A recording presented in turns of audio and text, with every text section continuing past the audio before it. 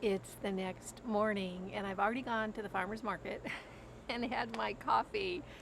And I am so excited about this morning because I finally set aside a few minutes to do some vegetable planting, which I am so thrilled about. If you saw me shovel the compost, and I did shovel 3 yards of compost, and there's more coming. So there's just a temporary break in the shoveling action, and I am going to be able to plant a few things today. What you didn't see when I was doing the shoveling, I actually have 10 15-gallon containers that I'm going to be doing my fall garden in. So these are my raised bed containers, and these are actually made out of a fabric so that you can empty them out and fold them up into almost nothing. They're super, super handy. They're very durable, and they will grow a whole lot of food. Today I have just a few things that I'm going to be planting in a couple of the containers and also in a few slots, I think, of my green stock planters. You might have seen me fill up these green stock planters when I was shoveling the compost.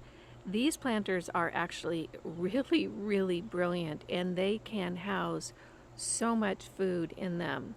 This is made by a company, I think it's called Greenstock. I'm not sure, I'm going to have to look it up, but I'll definitely have them linked below.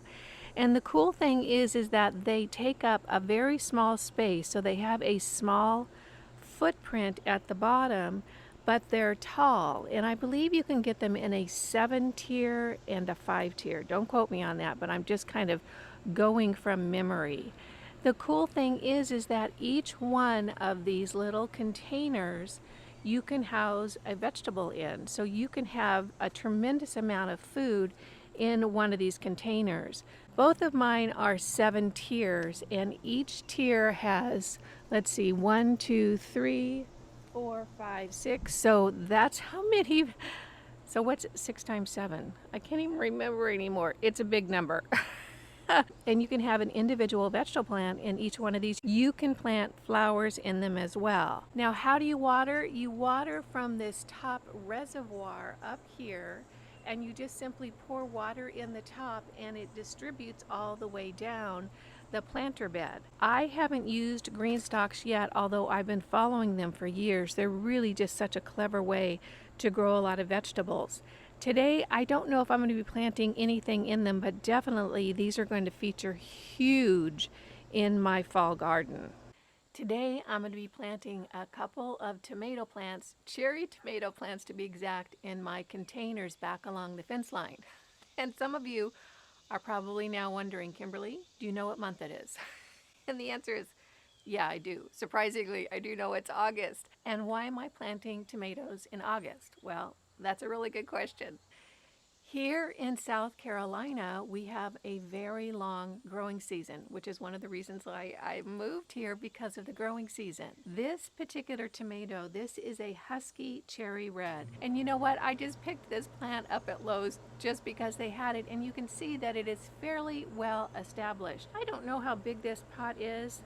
Okay, it says it's a 2.32 quart pot. This plant does have some growth on it. It actually has a couple of blooms here. Because I'm in a long growing season and my first frost date is not until November 1st, I have all of August, all of September, and all of October to grow frost tender plants, which this is one. Now this particular Husky Red Cherry Tomato, let's go ahead and see what the maturity date is. It's 65 days after planting. So that means 2.5 months after putting the seed into the ground, you can expect to start harvesting fruit off of this plant. This plant is already established. You can see that. And when I put it into this supercharged compost from Brian over at the Grassroots Nursery, it's going to take off like a shot. Because I have warmer temperatures heading into November, there's a very good chance that I'm going to get a good little cherry tomato harvest off this plant. I love cherry tomatoes. I eat them like candy. So I have 2 cherry tomato plants that I'm going to be planting today. Looking forward to having some very late season cherry tomatoes in late September and October. The other thing I'm going to plant today is this basil plant. Isn't this beautiful?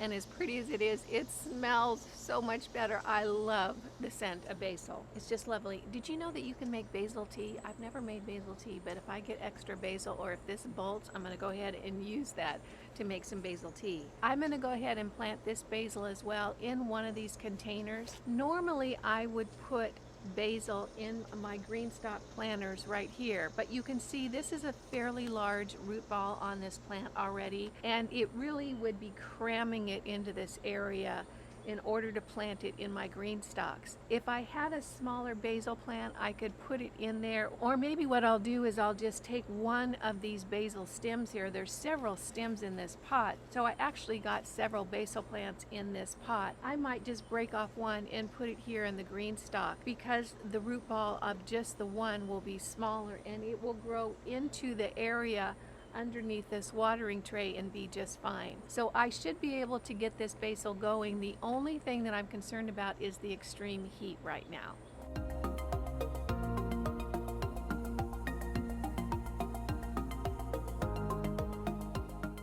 So I've gone ahead and just broken off one of these little basil plants here, and I'm going to go ahead and just pinch off any leaves that aren't looking really healthy, just so that the leaves that are doing well have more energy to work with.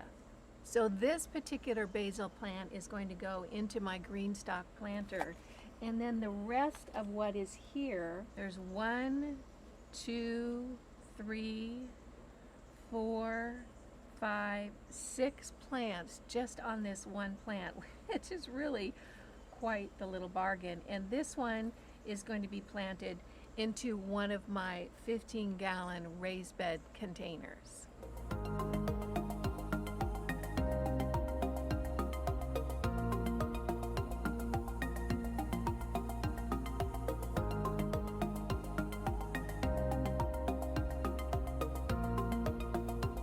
Want to gain lightning fast guitar chops but don't have hours a day to practice?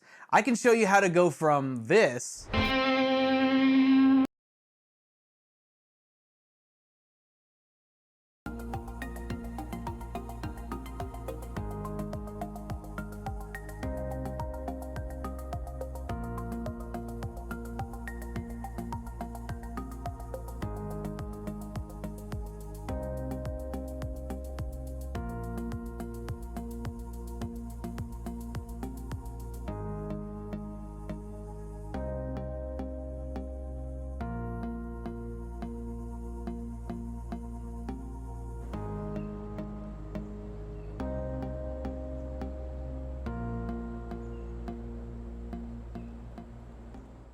I have had